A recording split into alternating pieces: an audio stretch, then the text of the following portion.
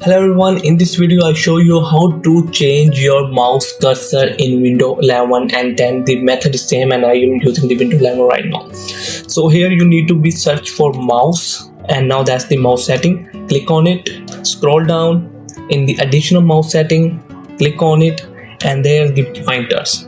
So into the pointers you see there are the schemes. So there are the lot of built-in scheme into the Windows 10 and 11 for which you can use it.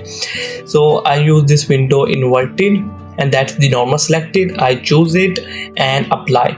Now you see it's quickly changed.